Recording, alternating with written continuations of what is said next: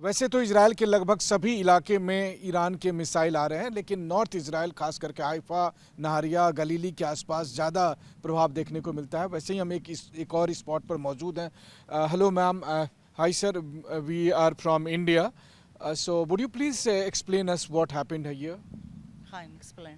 Mondays came, we was get kicked by a rocket, Okay. and she live here. Oh, you live here. Yes, this is my house, and this is their house. Yeah. This is your house. Yes. Yes. A missile of Hezbollah Stand here in the middle. hit our houses, and everything here exploded, and there was a big fire. And as you can see, everything is ruined. So you guys were in the house or in the bunker? No, we were in the house when we heard the alarm. We went into the safe room to the shelter, yes. And the second we closed the door, everything collapsed. So thank God that you were in the shelter and then it happened. Yeah. We Shelter also ha- the same. the shelter Okay, okay. saved us, Huh. yes. Saved us, yes. So how many houses were damaged here? 1, 2, this house, two, Yes. 3, 4, and some of this girl. So And it this seems house too. it seems like that it was a direct hit here. Yes. Yeah, Yes. it's fall here and then all the missile fall here. Yeah. Here in the missile fall. Okay, okay. we get big fire. Okay. Then it was a big fire. Big fire. Yeah. Which area is this? Naharia? Nahariya, Nahariya. Nahariya, North Nahariya. North Naharia. So Yeah. mostly the Hezbollah attack here. Like all the time. Okay, so thank you so much, sir. Thank you so much, and be safe. It's a very difficult situation, but we hope that everything will be okay very soon. We hope believe to. it will We be hope to. We love India. We love the people. Thank you so much. Thank you so much. You are a great country. באמת. Yes, we love you. We and, love you. Thank you so we much, have. ma'am, and thank you so that much we for have like this, You're welcome, soon. yeah. you kindly agreed and explained to us everything. So thank you so much. You're welcome. You're welcome. तो इस वक्त आप देख सकते हैं कि हम उस जगह पर मौजूद हैं जिसको आप नहारिया के उन इलाकों में देखते हैं जहां पर कि ईरान के मिसाइल आए। मुख्य तौर पर हिजबुल्लाह ने यहां पर अटैक किया था और ठीक इसी जगह पर वो मिसाइल के टुकड़े आकर गिरे और जिसकी वजह से यहां पर एक गड्ढा हो गया था और इसका इम्पैक्ट ये पड़ा कि ये जो घर आप देख रहे हैं, ये पहला घर, ये पूरी तरह से क्षतिग्रस्त। यहाँ पर गाड़ी रखी हुई थी, वो गाड़ी ख़त्म हो गई। दूसरा घर आप देखिए, दूसरे घर की ये स्थिति है। तीसरे घर की स्थिति ये देख लीजिए, तीसरे घर की स्थिति क्या हुई है। वहीं उसके बाद जो चौथे घर की स्थिति है वो देख लीजिए। तो कुल मिलाकर 4-5 घर ऐसे हैं जिस घर की स्थिति बहुत ही भयावह हो गई थी, बहुत ही ख़राब स्थिति यहाँ पर बन गई थी। हम आपको चौथे घर की स्थिति भी दिखाते हैं। Thank you so much sir, thank you so much. और इस घर की स्थिति आपको दिखाते हैं, ये देखिए। तो ये असर है रॉकेट के हमले का कि जब रॉकेट गिरते हैं, रॉकेट के हमले की वजह से इस तरह की तबाही मच रही है। इस तरह की ना केवल तबाही का असर साफ तौर पर यहाँ दिखाई दे रहा है, बल्कि जो इन घरों में रहने वाले लोग हैं, अब आप सोचिए ये घर जो कि काफ़ी आबाद रहा होगा, यहाँ पर लोग रह रहे थे, फैमिली रह रही थी, कैसे जलकर खाक हो गया। ओ माय गॉड, रोहित थोड़ा ठीक से, पूरा घर जला सा है, जलने की पूरी बदबू सी है। पूरे घर की स्थिति देखकर आपको लग रहा है कि क्या हालत बन चुकी है इस घर की। TV9 की टीम इस वक्त नहारिया में मौजूद है और नहारिया की इस घर की हालत देखकर निश्चित तौर पर दिल में एक क्षोभ सा होता है, क्योंकि एक हंसता खेलता परिवार जिस घर में रह रहा हो। बस जब यहाँ इन लोगों से जब मैंने बात की तो इनका कहना है कि चूँकि मिसाइल आने का अलर्ट था तो ये लोग शेल्टर में थे और इसीलिए जब इस घर को मिसाइल ने इम्पैक्ट किया तो उस समय घर में आग लग गई, बुरी तरह से क्षतिग्रस्त हुआ। लेकिन ये सब बच गए क्योंकि ये सभी लोग शेल्टर में मौजूद थे। तो ये हाल है नहारिया के एक ऐसे इलाके में जहां एक साथ मिसाइल के गिरने की वजह से आमने सामने के 5 घरों को बुरी तरह से नुकसान पहुंचा और उन घरों में रहने वाले परिवार के लोग इस वक्त जब TV9 को बता रहे थे तो उनकी जुबान से शब्द कम और दिल से ज़्यादा दर्द उभर कर सामने आ रहा था। और जाहिर है कि जिन्होंने अपने घर को इस हालत में देखा है तो जाहिर है कि उनके मन में कितना दुख है, लेकिन उन्हें इस बात की भी राहत है कि शेल्टर में होने की वजह से वो यहाँ सुरक्षित रह पाए, बच पाए और उनका परिवार भी अभी यहाँ पर सुरक्षित है। TV9 की टीम इस वक्त इजराइल और लेबनान के बॉर्डर पर मौजूद है। आपने देखा है कि एक तरफ जहाँ ईरान के साथ जंग चल रही है, वहीं दूसरी तरफ ईरान की मदद के लिए हिजबुल्लाह लगातार इजराइल के उत्तरी इलाकों में खास करके रॉकेट और मिसाइल से हमला किए जा रहा है। तो इस वक्त हम मौजूद हैं ठीक इस जगह पर जो कि इजराइल और लेबनान के बीच का बॉर्डर इलाका है। और आप देखिए इस पर जो ये बॉर्डर का जो पॉइंट है, जो रोशन हनिकरा नाम जगह है, यहाँ से आप देखिए कि बेरूत के बारे में लिखा हुआ है कि बेरूत 120 किलोमीटर की दूरी पर स्थित है।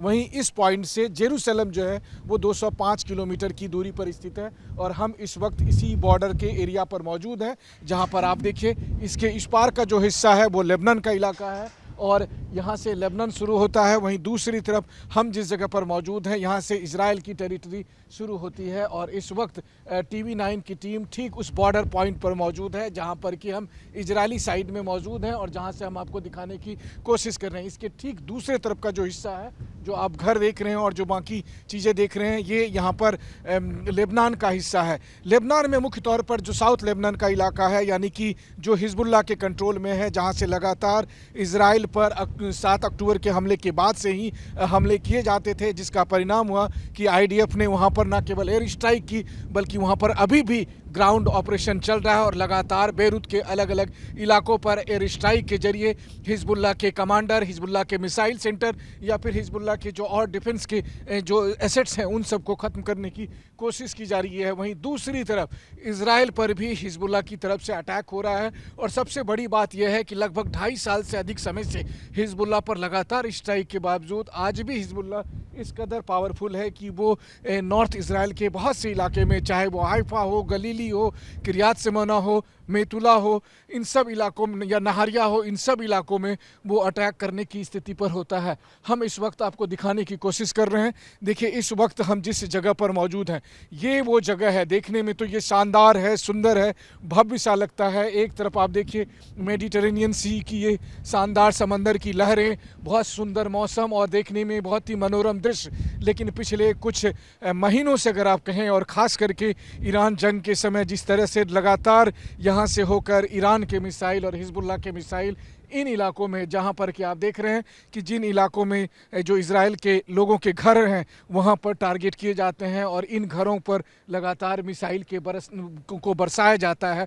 और ऐसी स्थिति में हालांकि इजराइल की तरफ से कोशिश होती है कि चाहे वो ईरानियन ड्रोन हो या हिजबुल्लाह के मिसाइल हो, उसको इंटरसेप्ट किया जाए और उन अपने लोगों को बचाया जा सके, लेकिन तब भी हमें साफ तौर पर देखने को मिलता है कि यहाँ पर वो सब एक्टिविटी जारी है। इस वक्त आप TV9 के कैमरे पर उन सब दृश्यों को देख रहे हैं। यहाँ पर देखिए आप जो डिफेंस पॉइंट है वो भी देख सकते हैं। यहाँ पर देखिए कि ये जो कम्युनिकेशन के टावर लगे हैं वो भी देख सकते हैं। और साथ ही मैं इस वक्त एक मिलिट्री की गाड़ी को भी इस पॉइंट पर आते हुए साफ तौर पर देख पा रहा हूँ। तो ये स्थिति बनी हुई है यहाँ इजराइल और लेबनान के बॉर्डर पर, यानी कि TV9 की टीम आपको उस जगह से यहाँ पर रिपोर्ट कर रही है जहाँ से मैं आपको बता सकता हूँ कि ठीक इसके उस पार हिजबुल्लाह के ठिकाने मौजूद हैं और वहाँ पर लगातार IDF की ग्राउंड ऑपरेशन की कार्रवाई चलती है। लेकिन तब भी हिजबुल्लाह की तरफ से लगातार नॉर्थ इजराइल में, यहाँ इन इलाकों में जो आप मेरे पीछे देख रहे हैं, यहाँ पर अटैक किए जा रहे होते हैं। और ऐसी स्थिति में इस जंग में ईरान के साथ साथ हिजबुल्लाह भी इजराइल से दो हाथ किए जा रहा है। TV9 की टीम इस वक्त इजराइल और लेबनान के बॉर्डर पर ठीक उस जगह पर स्थित है जहां पर से लेबनान के जो सिक्योरिटी पोस्ट हैं वो महज 100-150 मीटर की दूरी पर है। यानी एक तरफ इजरायली सिक्योरिटी फोर्स, दूसरी तरफ लेबनान की सिक्योरिटी फोर्स। उस जगह से रिपोर्ट करते हुए हम एक ऐसे जगह पर पहुंचे हैं जहां जिस व्यक्ति से हमारी मुलाकात हुई वो भारत को लेकर बहुत ही ज़्यादा प्रेम रखते हैं, स्नेह रखते हैं और उन्होंने अब मुझे अपने घर पर भी आमंत्रित किया। तो आइए उससे मिलते हैं। हालांकि इस पूरे इलाके को देखिए, बहुत ही खूबसूरत सा जगह है और इसमें रहते हैं। Hi sir, this is Manish, I am from India. Hello, my name is Tuvia. I live here on Kibbutz Chanita, kibbutz which is 50-60 meters from the border.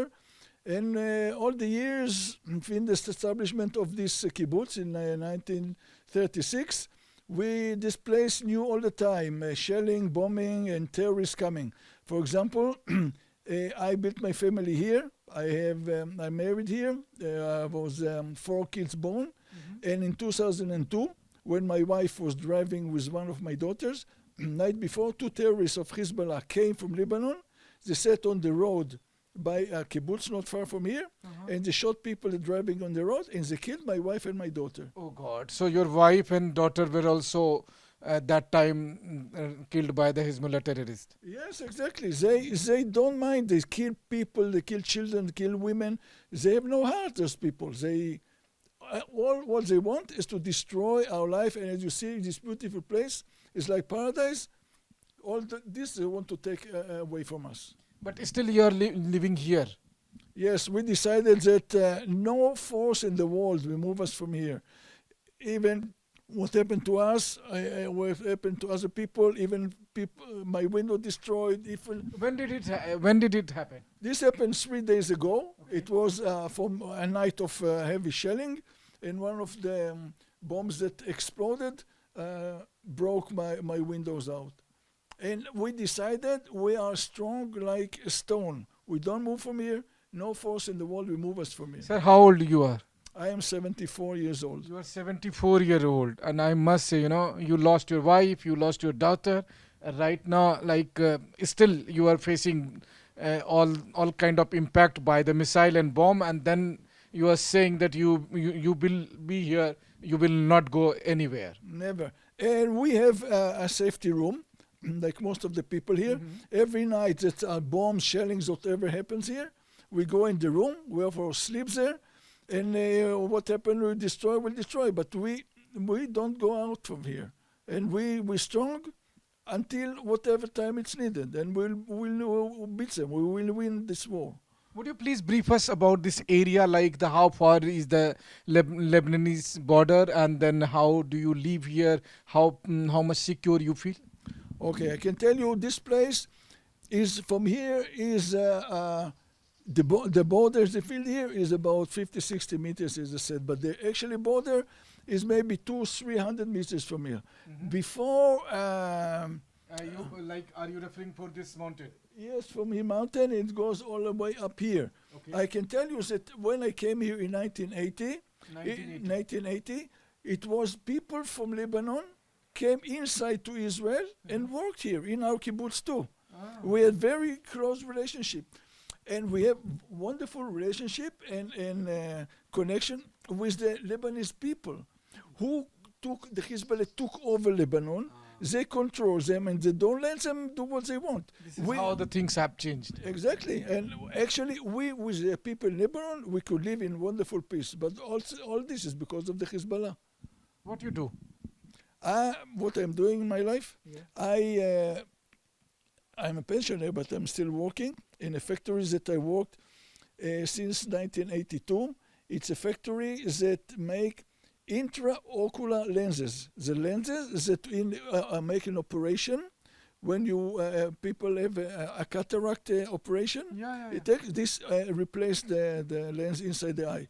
I work in this place. I was managing departments, and now I still work in some control in the factory. I must tell you that you have such a wonderful place, you have a beautiful house, but unfortunately you have a very it's a tragedy that you have lost your big tragedy, it's a big yes. tragedy. Yes, it was. I can tell you, of course, it was very hard. It's very, very strong pain.